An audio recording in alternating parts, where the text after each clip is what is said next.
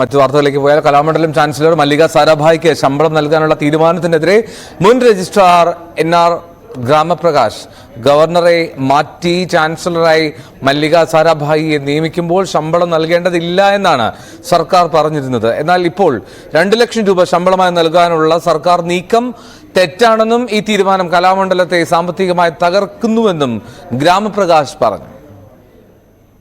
ഇതിൽ തീരുമാനം ഞാനും പത്രത്തിൽ വായിച്ചതേ ഉള്ളൂ.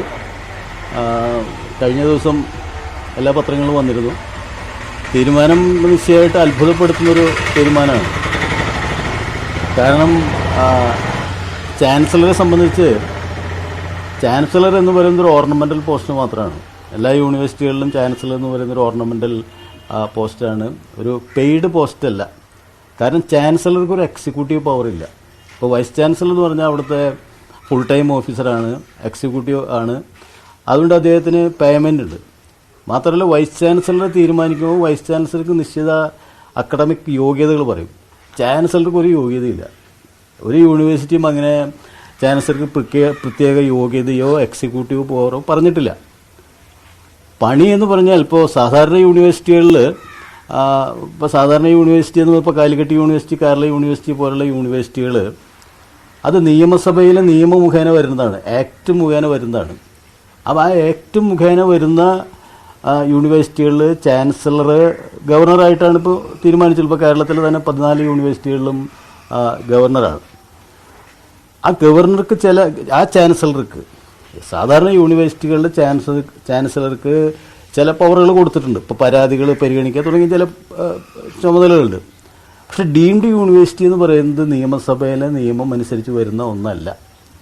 അത് സർക്കാരിൻ്റെ സാംസ്കാരിക വകുപ്പ് എക്സിക്യൂട്ടീവ് ഓർഡറിലൂടെ ഡീംഡ് യൂണിവേഴ്സിറ്റി ആവുന്നതാണ്. ആ പവറ്, ഡീംഡ് യൂണിവേഴ്സിറ്റി എന്നുള്ള പവറ് കൺഫർ ചെയ്യുന്നത് UGC ആണ്. UGCയും സെൻട്രൽ ഗവൺമെൻറ്റും കൂടി അനുവദിച്ചിട്ടാണ് കൺഫർ ചെയ്തിട്ടാണ് ഇത് കിട്ടുന്നത്. അവിടുത്തെ ചാൻസലർക്ക് എന്ന് പറയുന്ന ജോലി വളരെ നിസ്സാരമായ ജോലിയാണ്. അതായത് പിന്നെ സർക്കാർ കൊടുക്കുന്ന അല്ലെങ്കിൽ ആ യൂണിവേഴ്സിറ്റിയുടെ സ്പോൺസറിങ് ബോഡി, ഫണ്ട് ചിലവാക്കുന്ന ബോഡി കൊടുക്കുന്ന ലിസ്റ്റിൽ നിന്ന് ഒരാളെ നിയമിക്കുക, വൈസ് ചാൻസലറായിട്ട് നിയമിക്കുക എന്നുള്ള ഒരേ ഒരു പണിയാണ് ഈ ചാൻസലർക്കുള്ളൂ.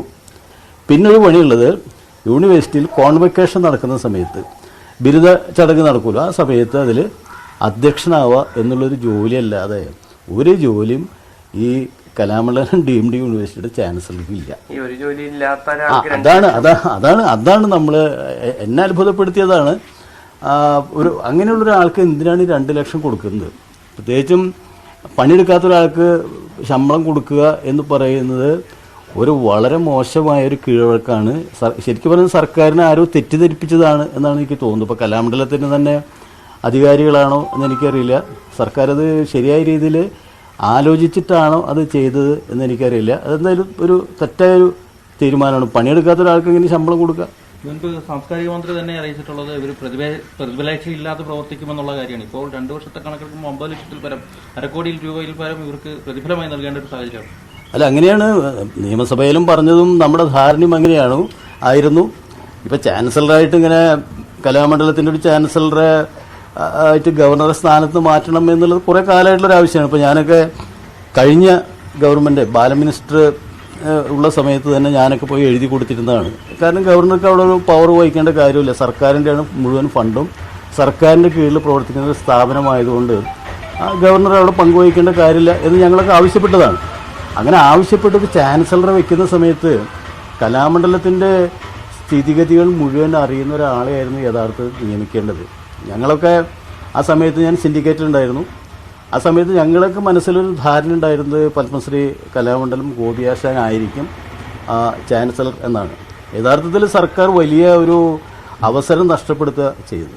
കലാമണ്ഡലം ഗോപിയെ പോലെ അന്താരാഷ്ട്ര പ്രശസ്തിയുള്ള ഒരാളെ കലാമണ്ഡലത്തിൻ്റെ ചാൻസലറാക്കുക എന്ന് പറയുന്ന വലിയൊരു അവസരമാണ് യഥാർത്ഥത്തിൽ അന്ന് സർക്കാർ നഷ്ടപ്പെടുത്തിയത്. എന്താണ് ഈ മല്ലിക സാരാഭായിയുടെ ഒരു പ്രത്യേക യോഗ്യത എന്ന് എനിക്ക് മനസ്സിലാവുന്നില്ല. മൃണാളിനി സാരാഭായി, വിക്രം സാരാഭായി പോലെയുള്ള ആളുകളുടെ മകൾ എന്ന രീതിയിൽ ഒരു ഭരതനാട്യം ആർട്ടിസ്റ്റ്, അതിനപ്പുറത്തൊക്കെ അവരുടെ ഒരു ഇന്ന് കേരളത്തിലെ മാധ്യമങ്ങളായാലും മറ്റ് ആഘോഷിക്കുന്ന ഒരു വലിയൊരു ഹൈറ്റ് മല്ലിക സാരാഭായിയുടെ മുഴുവൻ ചരിത്രവും അറിയാവുന്ന ഒരാൾ ആയതുകൊണ്ട് ഞാൻ പറയാതെ എനിക്ക് തോന്നുന്നില്ല. അവർ ഒരു ആൻറ്റി മോഡി റെട്ടോറിക്കിൻ്റെ ഒരാൾ എന്ന രീതിയിൽ അത് ഗുജറാത്തിലൊക്കെ നടന്ന ചില അവരുടെ ദർപ്പണ അക്കാദമി ഒക്കെ ആയിട്ട് ബന്ധപ്പെട്ട് നടന്ന ചില ഇഷ്യൂസിൻ്റെ പുറത്താണെന്നാണ് ഞാൻ മനസ്സിലാക്കുന്നതല്ല. അതൊരു വലിയ ലെഫ്റ്റ് ഒന്നുമല്ല അവർ. ഈ ഒരു തീരുമാനം വലിയ തോതിൽ കലാമണ്ഡലത്തിന് സാമ്പത്തിക ബാധ്യത ഉണ്ടാക്കില്ല. അല്ലാതെ തീർച്ചയാണല്ലോ. ഇപ്പോൾ കലാമണ്ഡലത്തിൽ ഞാൻ മനസ്സിലാക്കിയത് കലാമണ്ഡലത്തിൽ കഴിഞ്ഞ വർഷം എടുത്തിരുന്ന ജീവനക്കാരിൽ നിന്ന് ഏകദേശം ഒരു 40% ജീവനക്കാർ ഒഴിവാക്കിയിരിക്കുന്നു എന്നുള്ളതാണ്. അതിൻ്റെ